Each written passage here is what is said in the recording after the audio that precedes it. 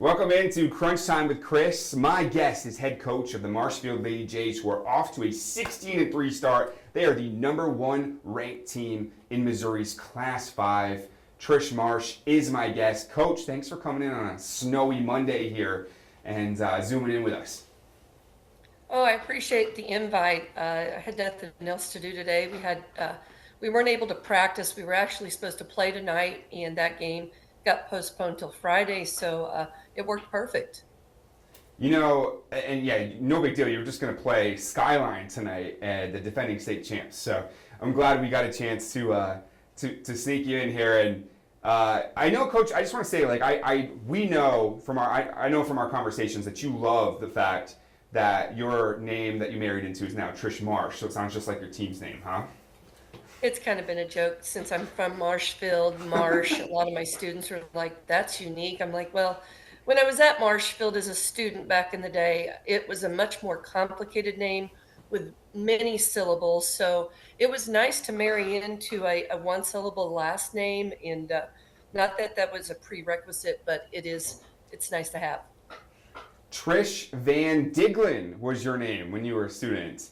And you are someone who started something very special out there. 4 straight state championships starting, your senior year. In your 1987, 1988 years, you were the MVP of the team, named the MVP. And also, your senior year, you went 32-0. Part of just such a special run. There's a reason that team and that program is inducted into the Missouri Sports Hall of Fame. And you were a massive part of starting that. And do your kids know all this? Like, do they tell you, or have you told them about how big a deal you are? Because I just did. No, I really don't talk about it a lot. I do talk about the tradition of the program, that I am a proud alum, and really what the Lady J program stands for. And, but the big thing is I want them to make their own history. I would love for them to have their own state championship. And so, I think the big thing is, for them to understand the foundation that's been laid.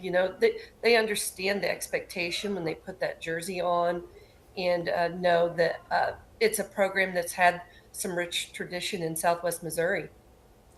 Yeah, I think that's where my role is, Coach. I make sure that they know. I'll be the one to tell them here. Hopefully, they watch this podcast and they see, and so when you were in college, University of Missouri Rolla, you own all their 3-point records and you set them while you were there. And you couldn't do that at Marshfield. They didn't have the 3-point line. What a bummer! They didn't have the 3-point line. Like, they finally put it in right as you were leaving, huh?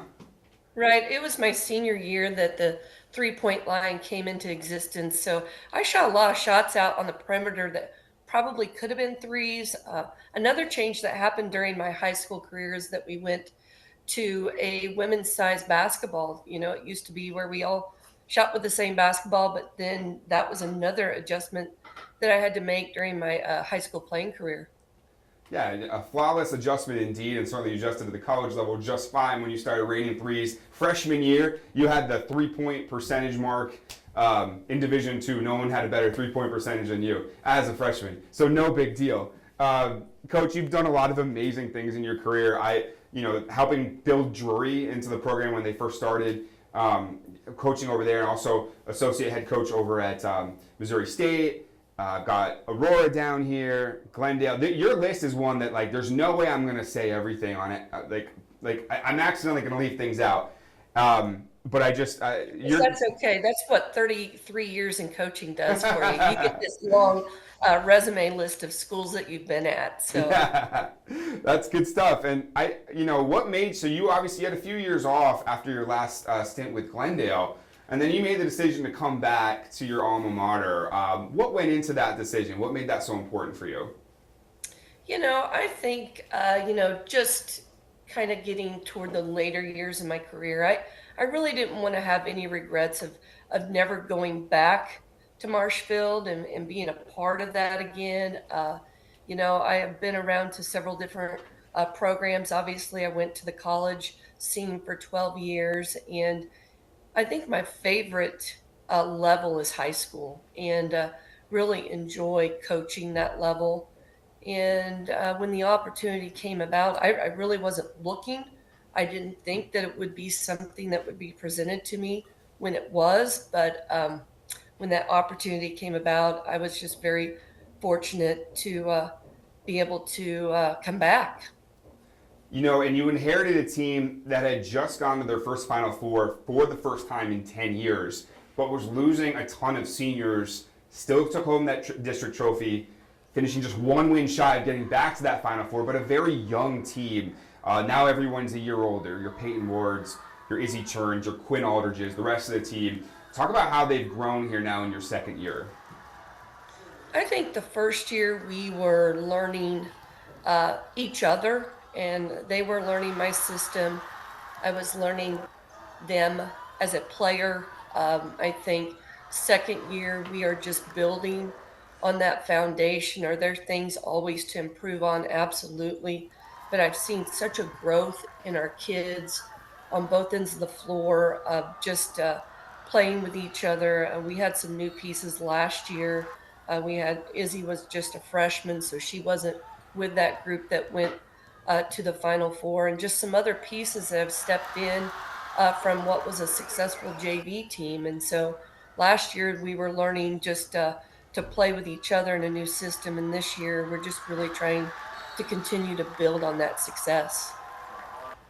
I want to talk about your last. By the way, did I say Izzy's last name right? Churn, is it right?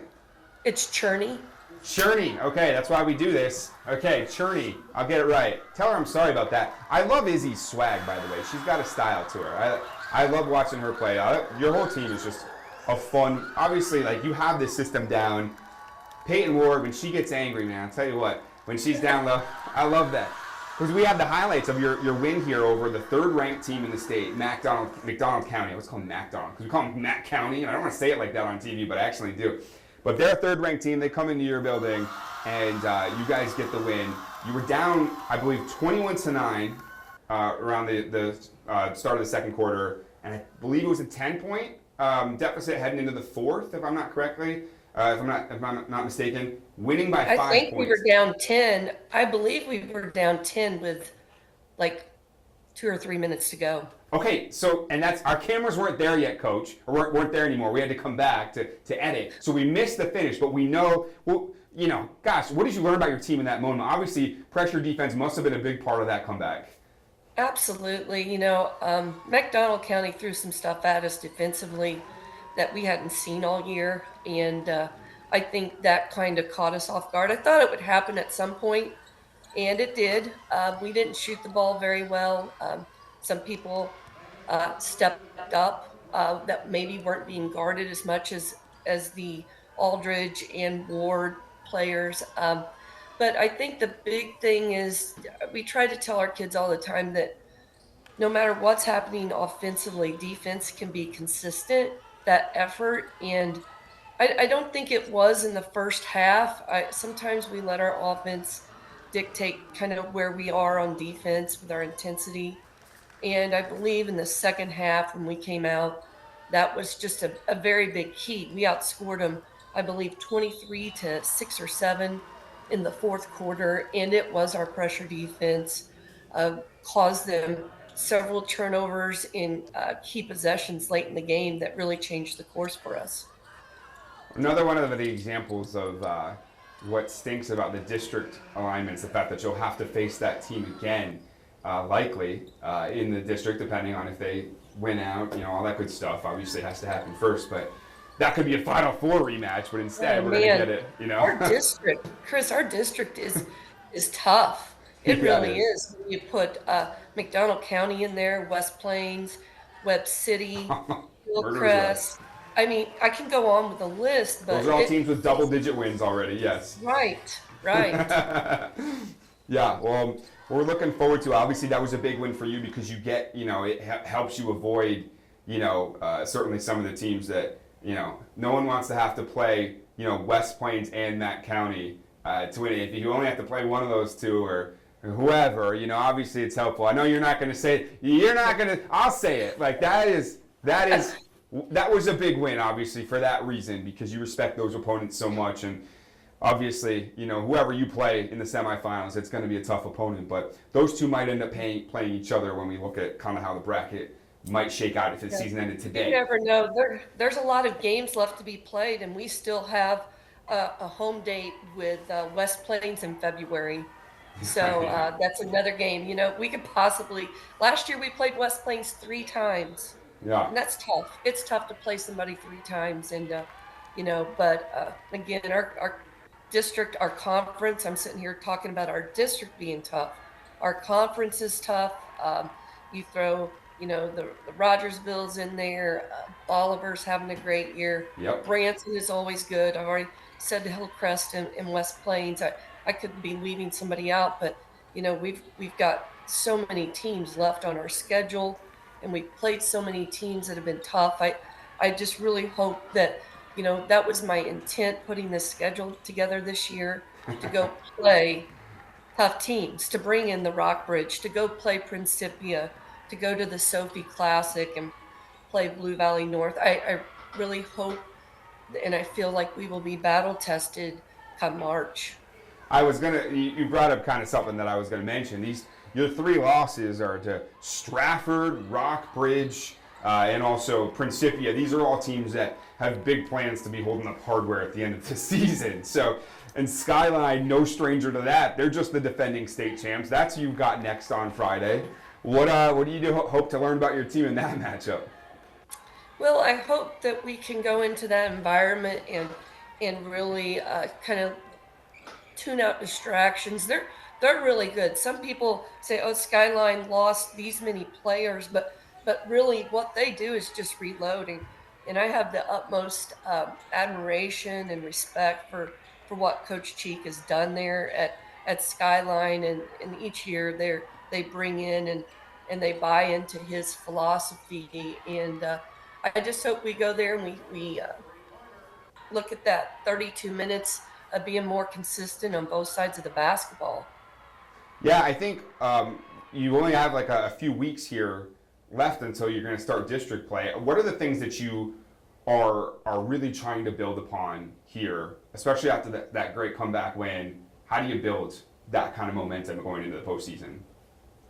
I think the big thing is that you've just got to keep gelling and peaking at the right moment and just keep building on what you're trying to do.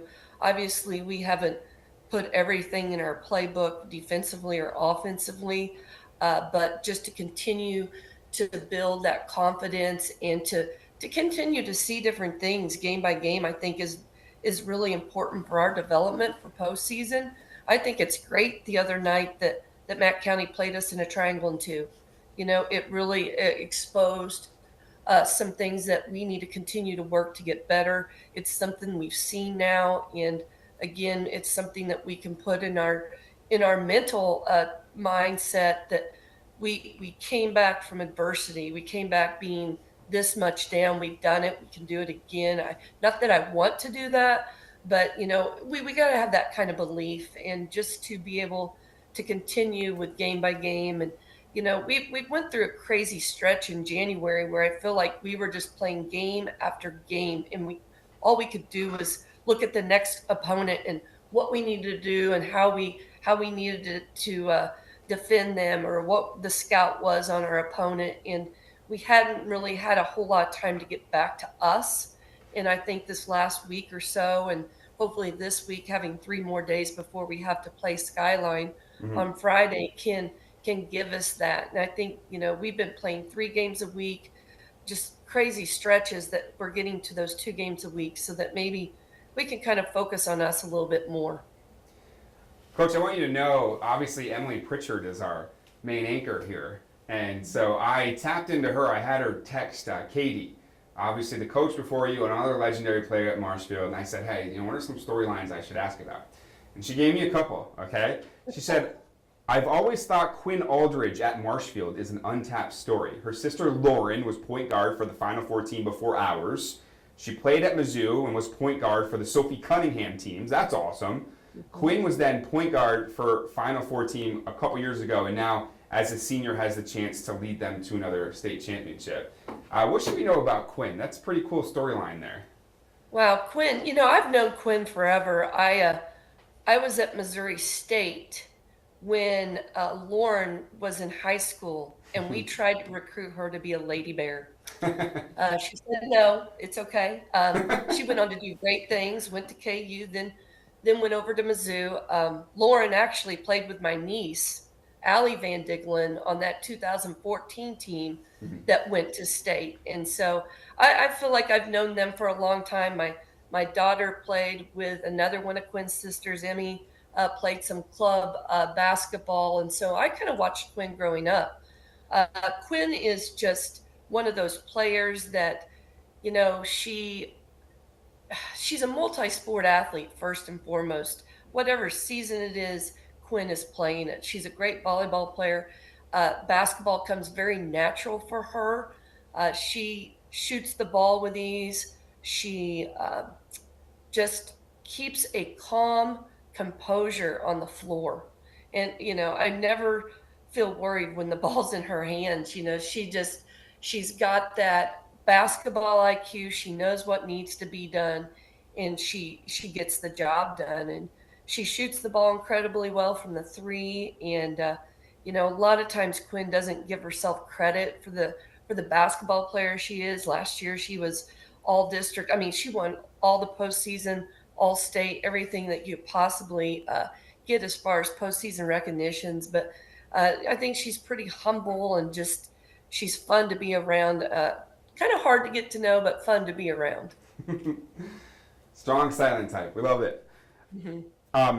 The other thing she said in the text was also they're coached by Trish Marsh, who was the best player on the very first Marshfield state championship team in the late 80s.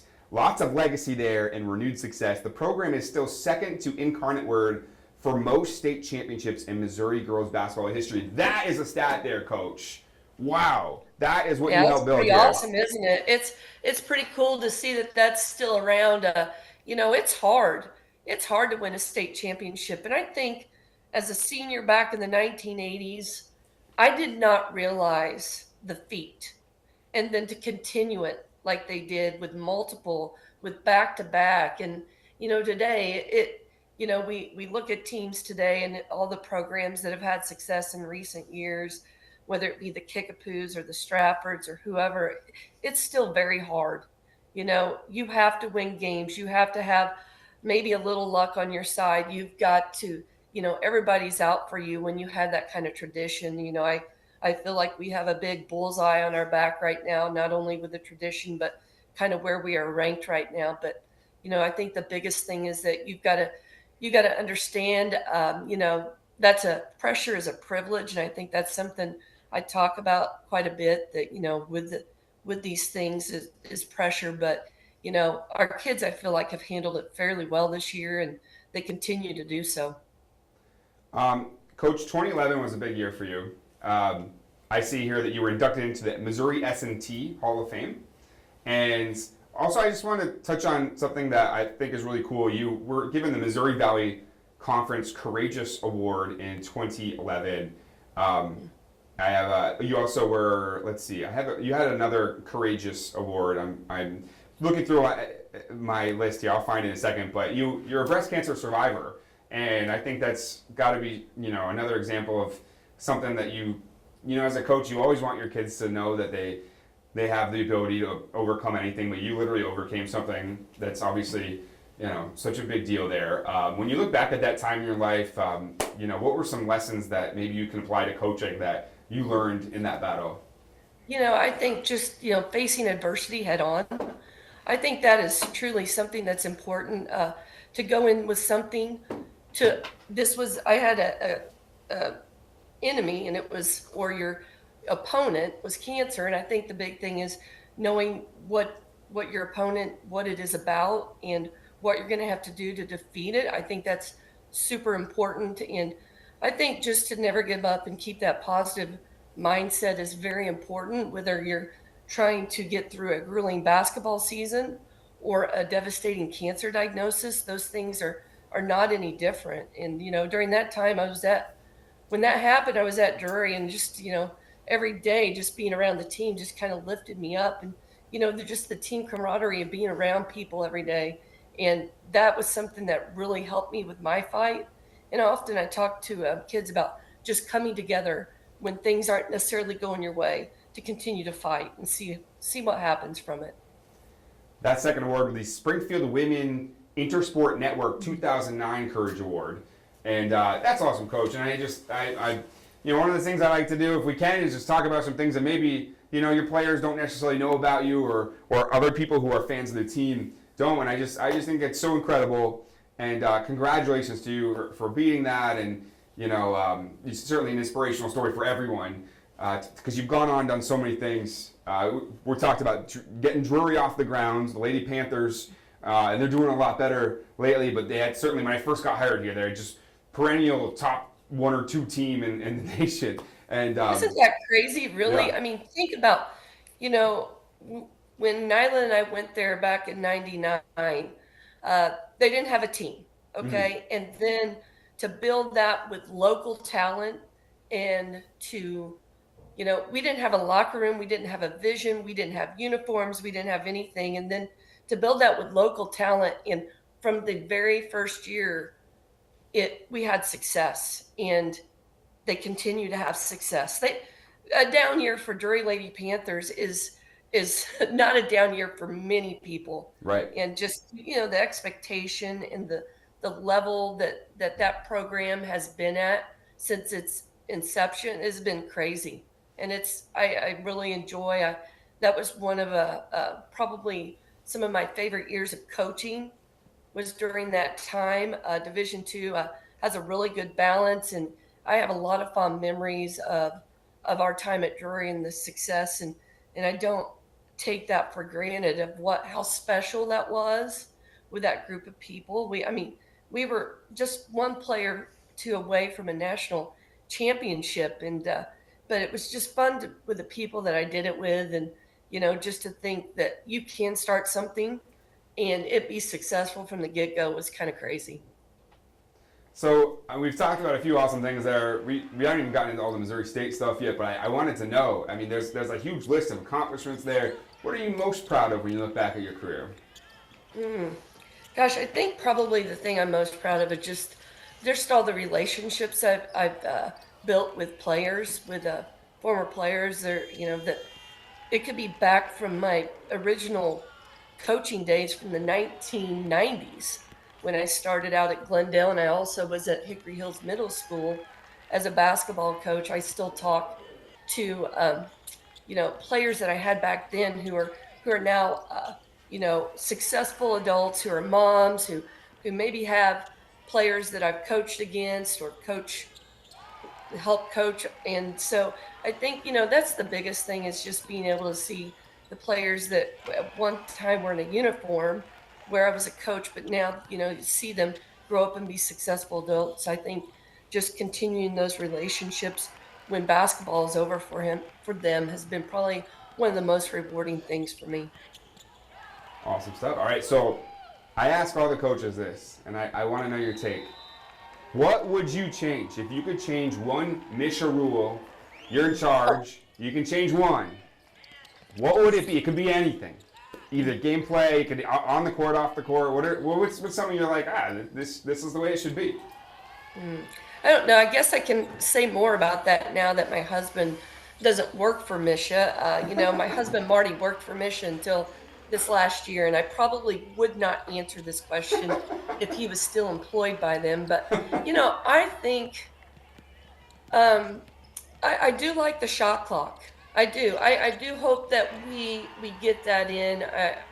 I love how it keeps the pace of the game, and just we played it at the pink and white and a couple other shootouts, and I really hope that Misha does put that into effect in the near future.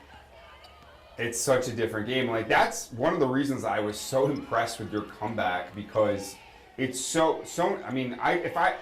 True story. A couple weeks ago, I think was it Ozark? No, was it Will? It was in Ozark against Willard or Republic. I'm blanking which one it was. But I showed up there, and it was like a 6-point game with 2 minutes to go, and it was over. I was late. I was coming from another game. I was hoping to get highlights of 2 games, and I couldn't get a single basket to show anyone because it was just free throws, and it was just which normally if you had a shot clock, you wouldn't have to worry about that. You could actually play defense, Right. get the ball back, and score. And just, I understand it's a money thing. We talk about this a lot on Crunch Time with Chris, and it's been something that just about every coach has said that they want a shot clock, and it's so interesting to me that it hasn't happened. I know there's a money component, but boy, what a Yeah, with difference it a would shot make. clock, you at least know how many possessions you have left in a game. Yeah, You know, you know that the strategy is just different, and you with that game the other night, we had to make something happen, and we had to make something happen quick. We had to make them play quicker and apply pressure, and if the cards fell our way, and we had some things that had to happen for all that to come together. And with the shot clock, that could help it a hmm little bit, knowing that they have to shoot it, and they can't hold on to the ball. So yeah. All right, Coach. This is the part where I ask you. I feel like we touched on so many subjects here. Is there anything I didn't touch on that you wanted to talk about here?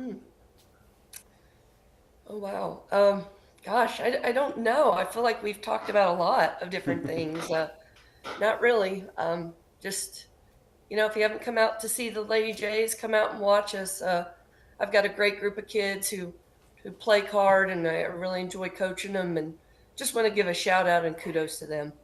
Yeah, they're a super fun team to watch. We love watching them, and even that night when we went to Matt County, I couldn't go personally, and I just wanted we don't always get our videographers away from the news side. Usually have to go handle cameras for live shots or go get news stories.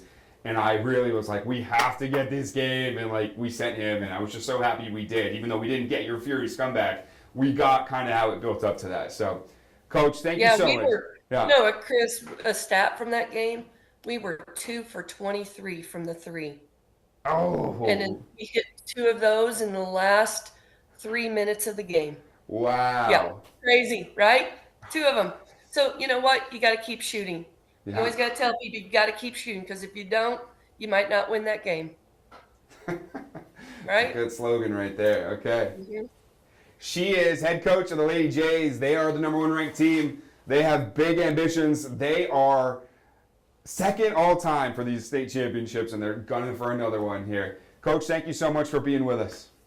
Thank you, Chris. Appreciate it. And good luck against Skyline. We need it. Thank you.